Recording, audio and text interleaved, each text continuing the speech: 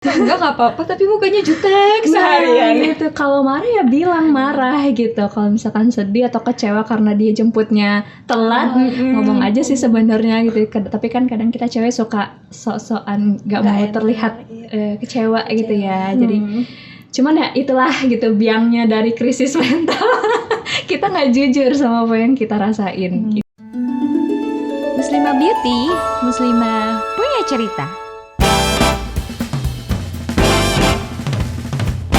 Sebenarnya kita nggak akan pernah bisa tahu pasti kalau kita nggak nanya sih ke anaknya gitu. Cuman kalau dari perilaku sih mungkin kita bisa lihat anak ini tidak seperti biasanya. Misalkan yang tadinya senang banget nge-review produk misalkan gitu, kok tiba-tiba anak saya jadi lebih senang sendiri, lebih tertutup, lebih lebih sering murung gitu, nggak banyak omong, yang biasanya suka cerita ini itu bisa jadi salah satu tanda sih anak ini kenapa-napa gitu, atau ada sesuatu yang salah yang terjadi di dia gitu. Simply sebagai orang tua ataupun mungkin kakak adiknya ya yang mungkin ngedengerin juga, kita bisa tanya sih sama dia, apa yang lagi kamu rasain? Nanti dari ngomongin perasaan tuh biasanya keluar tuh curhat ini itu. Iya nih aku tuh lagi sedih karena ini itu. Simply dengan bertanya sih sebenarnya itu yang paling gampang tuh itu. Tapi yang paling banyak keskip ya itu. Tapi soalnya kan aku nggak tahu ya orang tua di luar sana gimana. Kalau misalnya dari orang tua aku sendiri kayaknya nggak terlalu Melihat ya. nggak terlalu aware gitu sama anaknya diem ya udah bagus gitu. Ya pecicilan jadi diem itu kayak orang tua tuh alhamdulillah gitu. Gue akhirnya kalem juga gitu. Mungkin pas sholat nangis, alhamdulillah anak gue tobat. Nggak tahu dia lagi sakit. Iya. Kita lagi murung gitu. Menyembunyikan sesuatu gitu kan. Biasanya orang tua kan, aku nggak tahu orang tua di luar sana kayak gimana, tapi kalau untuk orang tua yang seperti itu yang nggak terlalu nggak terlalu aware gitu, sama bukan nggak terlalu aware sih, maksudnya nggak terlalu memperhatikan anaknya banget betul. gitu kan, itu bisa dilihat jangka waktunya nggak sih. Misalkan kalau seminggu atau 2 minggu anaknya diam aja, ya udahlah nggak apa-apa kita diemin aja. Tapi kalau misalnya sudah lewat dari 2 minggu, Setahun. iya kasihan dong. Ya sebulan lah, misalnya udah sebulan gitu. Iya. Orang tua tuh kayak harus nanya gitu nggak sih? Kayak, Harus banget. tapi kalau Di seminggu atas. 2 minggu gitu harus Seminggu 2 minggu Masih masih dibilang bisa wajar. lah, bisa dibilang wajar. Tapi kalau udah lewat 2 minggu dan kita ngelihat kayaknya ada potensi-potensi tertentu gitu, atau perilaku dalam tanda kutip aneh gitu, yang jadi orang tua harus nanya sih, atau simply kakak adiknya lah, orang-orang terdekat dia harus bertanya gitu. kenapa gitu Iya. kan. Yang Putus. ditanya dia gimana kak? Misalkan kayak aku nih ditanya apa kabar nak? Apaan sih mah nanya-nanya? Kok tumben Iya karena apa bukan kayak mamah biasa nih, mama nggak usah deh nanya. Mamanya gila nonton nggak? Enggak. malah defense ya Iya karena misalkan kan kita jauh nih kak. Peluk dong, cium dong, apaan sih mah? Dari dulu juga nggak pernah gitu. Itu gimana kak? Sebenarnya agak awkward sih ya kayaknya. Cuman balik lagi, kita harus bisa melihat juga ini niatnya orang tua kita ini baik atau enggak gitu. Karena ya aku pun mungkin tidak terlalu dekat gitu, terutama sama papa gitu. Tapi sekalinya dia nanya atau mesti ngedeketin gitu ya, aku mencoba untuk berarti orang tua aku sedang ingin try to be nice gitu lah, untuk menjadi orang tua yang lebih baik gitu. Kita sebagai anak juga jangan menutup diri gitu kan. Kayak aku ya. Iya sih gitu, cuman ya udahlah kita sama-sama mewujudkan kesehatan mental yang lebih baik gitu kan. Jadi kita sama-sama harus mau ini sih, berbagi sudut pandang lah gitu. Oke mah, aku akan cerita. Tapi kalau misalkan buat orang yang kan nggak semua orang bisa menunjukkan ekspresi kasih sayang. Betul. Nah buat orang yang misalnya dia yang nggak bisa gitu nunjukin ekspresi kasih sayangnya gitu, dia diem aja gitu. Itu juga bisa jadi faktor nggak sih dia mudah untuk terganggu mental health-nya? Sebenarnya sih balik lagi ke orangnya ya kak, karena mengungkapkan rasa cinta atau kagum kita tuh nggak harus sama kata-kata secara langsung. Kadang ada yang lebih nyaman dengan menulis atau ngasih gift gitu kan, atau simply beli Silver Queen di Alfamart terus kasih ke mamanya gitu, without dia bilang aku cinta kamu mah atau apapun itu. Mungkin itu adalah salah satu bentuk rasa cintanya dia gitu, cuman nggak diomongin aja gitu. Nah, tapi buat orang-orang yang susah atau lebih sulit untuk mengungkapkan emosinya dia, sebenarnya agak lebih dia sendiri akan lebih bingung sih Kak sama perasaan di dirinya sendiri. Gue tuh hampa, tapi gue nggak tahu nih perasaan apa sih yang ada di diri gue gitu. Karena itu memang agak sulit juga Kak. Aku ketemu beberapa klien yang seperti itu. Pas aku tanyain apa yang kamu rasain hari ini, nggak tahu Kak, flat aja gitu. Ya kita sebagai orang yang dengerin juga, ini gimana? Gimana, maaf gitu ya. Jadi gimana ya ngasih solusinya kalau kamu sendiri perasaannya flat gitu. Tapi itu nggak sedikit yang kayak gitu Kak, banyak banget. Karena mungkin kita dari kecil nggak dibiasakan untuk merasakan apa yang kita rasakan dan mengungkapkannya gitu.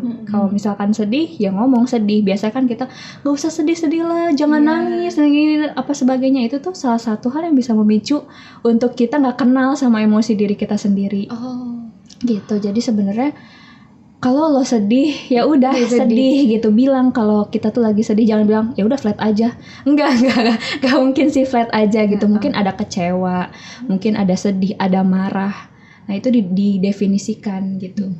Kayak ditanya sama pacar, kamu kenapa? Nggak apa-apa. Nah itu biang-biangnya tuh. Ditanya sama pacar, kamu kenapa? Nggak apa-apa, tapi mukanya jutek seharian. Gitu. Kalau marah ya bilang marah gitu. Kalau misalkan sedih atau kecewa karena dia jemputnya telat, ngomong aja sih sebenarnya gitu. Tapi kan kadang kita cewek suka sok-sokan nggak mau terlihat kecewa gitu ya. Jadi cuman ya itulah gitu biangnya dari krisis mental. Kita nggak jujur sama apa yang kita rasain gitu. Jadi mulai sekarang kita harus jujur dengan perasaan kita. Dengan siapapun ya. Bang, kembaliannya kurang. Nah, kadang nggak enak kan. Daripada nggak apa-apa. Kembali dong. Nah, ini contoh orang yang ekspresif guys. Gope kembalinya apa nggak kembali, ini kembali gope loh. Salah satu pemicu juga sih Kak. Hal-hal kecil kita nggak berani bilang, akhirnya dipendam sendiri. Itu pendam mau sampai kapan gitu kan. Kembalian 100 perak gue nih. Aduh, jadi kita mulai sejak dini harus jujur dengan perasaan kita. Kalau misalnya kita sedih ya udah kita nangis-nangis bombay aja seharian nggak apa-apa ya. Tapi abis gitu itu kan. kita ini lagi. Abis itu dibalikin lagi moodnya gitu kan. Kalau mau marah aja nggak apa-apa, asal jangan banting barang juga. Atau banting orang itu aja bahaya. Tapi kadang mungkin ada yang orang terlalu ekspresif nih Kak, untuk iya. ngasih tahu kalau dia marah. Nah, itu gimana tuh Kak? Kayak dia marah-marah di tengah jalan, tuh kan ada kan? Iya. Nah, itu tuh terlalu ekspresif ya.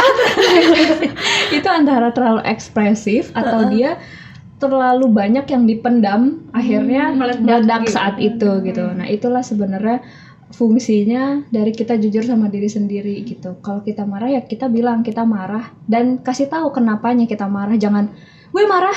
Kenapa? Nggak tahu, gue marah. Ya jangan gitu juga gitu. Marah pasti ada sebabnya kan, everything happens for a reason kan. Iya benar. Semuanya tuh terjadi karena ada sebab gitu. Jadi ya instead of kita sedih-sedih nggak jelas, marah-marah nggak jelas, kita juga cari tahu apa sih hal yang bikin kita sedih, yang bikin kita marah gitu. Sama kalau misalnya kita lagi sendirian di kamar terus tiba-tiba nangis gitu. Kok gue nangis kenapa ya? Perasaan gak ada angin, gak ada hujan, tapi kok air matanya jatuh gitu. Ternyata dia nggak sadar kalau dia nguap. Dia habis lupa. Dia lupa. Ya udah terusin aja lah nangisnya. Lumayan kan buat energi ini negatif. Jadi Kak, selain menyadari perasaan diri sendiri, kayak hal-hal kecil dari diri sendiri, apalagi sih Kak yang harus diketahui dari dalam diri seseorang kalau dia kena mental health? Kayak apa sih nih? Cara mencegah. bertele-tele. Aku mau kasih apa ya yang cocok biar nggak ya selain ulang. Nggak apa-apa. Oke Kak, enggak. Jadi selain mengetahui apa tadi emosi diri sendiri, cara mencegahnya itu apa lagi Kak? Sebenarnya langkah-langkah yang bisa kita lakukan adalah sebisa mungkin selain kita aware sama diri sendiri ya, kita cari orang yang benar-benar bisa kita percaya untuk kita bisa berbagi cerita. Karena banyak juga sih orang yang akhirnya keganggu gitu ya, kesejahteraan mentalnya gitu, karena dia nggak punya tempat untuk berbagi gitu. Karena ya kita sebagai manusia ini ya makhluk sosial ya, kita juga perlu lah orang untuk ngobrol gitu. Kalau teman atau orang tua atau keluarga nggak bisa diajak ngobrol gitu, sekarang banyak teman-teman platform kesehatan mental yang menyediakan curhat gratis gitu, atau kayak layanan di apa ya, Grab Health ya kalau nggak salah, itu juga ada psikolognya, itu teman-teman bisa reach gitu kan. Atau di platform-platform kayak Ibunda, kalau teman-teman pernah lihat gitu di Instagram, itu menyediakan konseling peer counselor dan juga psikolog, psikiater juga ada sih gitu. Jadi udah banyak sih sebenarnya akses-akses yang bisa kita dapatkan gitu ya untuk menunjang kesejahteraan mental kita gitu. Tapi aku mau nanya lagi, kalau misalkan ada orang yang sering banget mengeluh tentang hidupnya, entah dia ngeluhnya ke temennya, atau dia ngeluhnya ke saudaranya, ke orang tuanya atau anaknya gitu kan. Apakah bisa dibilang orang yang sering mengeluh itu sudah terganggu mental health-nya gitu juga nggak sih? Kalau intensitasnya terlalu sering itu juga kan kurang wajar ya. Berarti ya something happen lah sama orang ini gitu. Ada sesuatu yang gak beres nih gitu, yang perlu untuk kita cari tahu kenapanya dan kita cari solusinya seperti apa gitu. Jadi buat teman-teman yang ngerasa nih kok temen gue curhatnya nggak kelar-kelar ya, masalah itu lagi, mungkin dia memang sedang terganggu di permasalahan itu dan dia nggak ketemu solusinya seperti apa. Nah, kita sebagai teman, kalau misalkan kadang kan kita juga punya limitasi ya, punya batas gitu untuk menerima jadi tempat sampahnya orang gitu, bisa di refer ke psikolog, peer counselor kayak gitu nggak apa-apa sebenarnya, tapi dengan cara dan bahasa yang enak ya. Jangan ya udah lu pergi aja sana ke psikolog, itu gue udah nggak bisa lagi, nggak, jangan kayak gitu ya teman-teman. Gue udah nggak bisa lagi temenan sama lo, kayaknya tuh masalah lu itu lagi gue capek gitu. Nggak kayak gitu juga sih ya, kita kasih tahu caranya, atau kita kasih tahu nih Instagramnya ini, atau misalkan platform atau websitenya ini gitu. Jadi biar dianya juga enak gitu kan, dan dianya juga nggak kena mental issue juga gitu kan, karena diceritain sama temennya terus gitu. Mungkin itu berlaku untuk teman yang seperti Kariska, misalkan temannya menerima, belum temannya yang bebel. Nah, itu mungkin harus dikerasin Kak.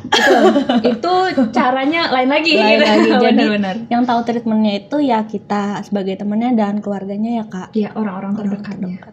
Ada pesan garis kayak mau disampaikan kepada kaum muda nih, khususnya kaum muda ya, mungkin orang yang gak muda juga boleh kok gitu kan.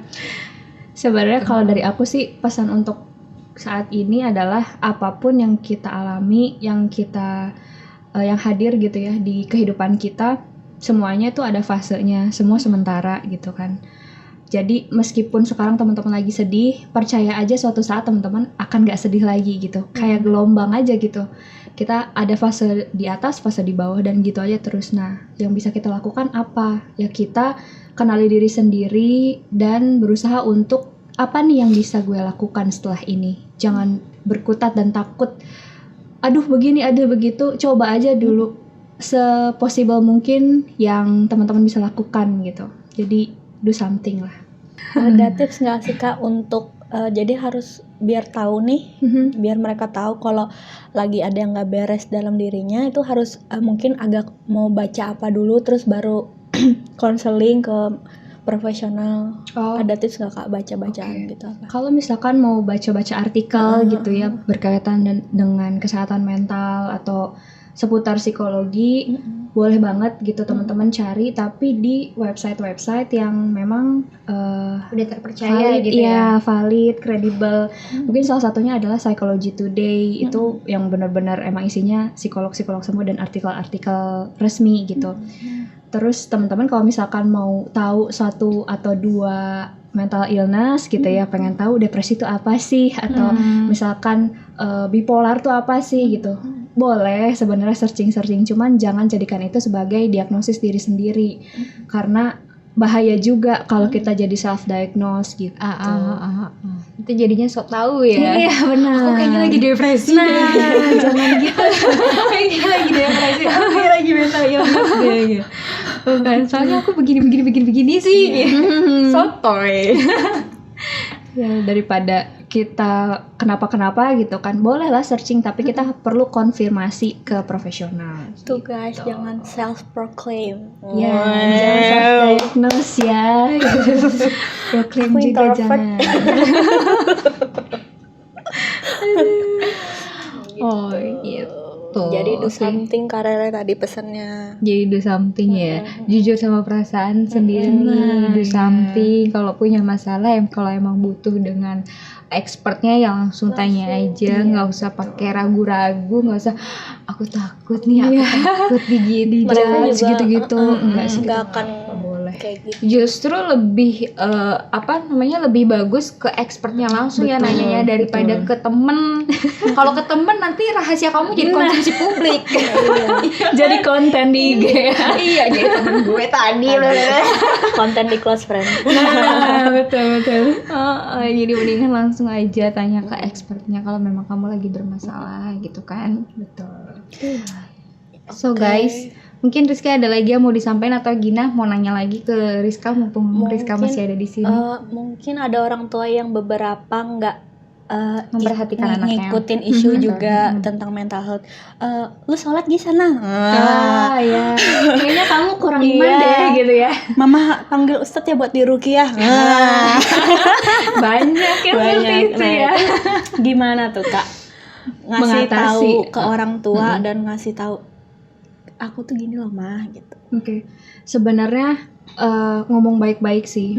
Misalkan aku lagi ngerasa kok kayaknya sekarang tuh cepat lelah ya kalau di pekerjaan, misalkan gitu pulang kantor tuh kayak bener-bener nggak ada energi lagi gitu. Terus kita akhirnya curhat ke mama kita atau ke papa kita gitu kan. Terus tiba-tiba dibilangnya responnya, ya udah kamu tahajud aja, minta ketenangan sama Allah gitu kan. Ya itu nggak salah juga sih gitu kan. Tapi kalau misalkan kita merasa perlu adanya pertolongan gitu dari profesional dan kita cerita sama orang tua, kita jelasin gitu. Ya mau nggak mau kita harus ngejelasin dong sama orang tua bahwa mah aku tuh ngerasa gini, mungkin imanku memang agak sedikit tergoncang juga gitu, cuman aku butuh orang untuk ngobrol, orang profesional gitu untuk bisa mengerti kondisiku seperti apa. Dan yakinkan kepada mereka juga bahwa pergi ke psikolog atau psikiater itu nggak harus jadi orang gila dulu gitu. Iya, benar. Karena itu sih stigma yang mungkin orang tua kita tuh masih percaya ya, orang yang datang ke psikolog itu adalah orang-orang yang benar-benar udah gila gitu, udah kayak orang gila yang di jalan gitu. Padahal sebenarnya kesehatan mental simply kita nggak tahu harus ngapain dan kita ngerasa sedih aja selama 1 atau 2 minggu, itu tuh boleh banget ke psikolog gitu. Nggak ada larangan. Nggak ada larangan, boleh banget gitu. Gitu sih, komunikasikan aja ke orang tua. Jadi bagi para orang tua yang anaknya mungkin udah remaja bisa diterapin ya tipsnya. Betul. Apalagi udah dewasa Udah gitu kan dewasa. anaknya. Kamu udah dewasa apa belum? Udah berbalik. Bayi gede. Iya sih biasanya emang gimana ya, Iya, maksudnya emang kalau gitu. masalah orang tua dan anak tuh komunikasinya. Betul. Apalagi kita ya mungkin kebanyakan di Indonesia kayak udah nggak deket sama orang tuanya gitu loh Kak, kayak gapnya terlalu jauh. Iya. Jadi nggak enak. Giliran ngomong tentang mental health dikira gila. Gila. Atau kan suruh ya udah kamu puasanya Senin Kemis gitu kan, biar lebih dekat dengan Tuhan. Iya bener sih, Iya. cuman kan ada hal lain yang perlu kita adjust gitu. Oke. Ada lagi yang mau Bisa dibilang? panjang sih ini guys. Sebenarnya panjang sih. Panjang. Ini sebenarnya abis ini saya mau curhat. Iya. Kita mau curhat abis ini gitu. 1, 2, 3 close the door gimana Kak? Dari komputer ya. Iya. Oke, kalau gitu Rizka, ini perbincangannya menarik banget dan semoga ini benar-benar bermanfaat sih buat muslimah di luar sana gitu kan. Semoga kalian yang mungkin sedang merasakan kecemasan, kekhawatiran, terus apalagi kayak stres yang berlebihan gitu kan, betul. ada baiknya untuk langsung segera dibicarakan ke expertnya gitu. Siapa tahu memang kamu sedang membutuhkan pertolongan yang pertolongan dari ahlinya gitu untuk masalah-masalah kamu, daripada kamu pendem sendiri gitu kan. Mendingan langsung dibicarain aja. Pendem marah-marah di jalan Nah, kan. iya, jangan sampai kayak gitu ya, kan dikira orang jadi gila malah gitu. Oke deh kalau gitu, Rizka terima kasih banyak Terima sudah kasih meluangkan juga. waktunya ya, dan Sama-sama. perbincangan kita benar-benar Bermanfaat. bermanfaat banget. Dan ini fresh banget ya karena kita baru kedatangan tamu dari podcast-podcast kita sebelumnya kan Kak. Iya. Keren banget MBS nih sekarang. Oke kalau gitu teman-teman Muslimah Beauty Podcast kita akhiri sampai sini podcast kali ini bersama aku Rere Aku Gina dan bintang kamu kita Rizka. Oke kalau gitu sampai ketemu di video selanjutnya. Wassalamualaikum warahmatullahi wabarakatuh. Terima kasih. Thank you Kak Gina. Iya.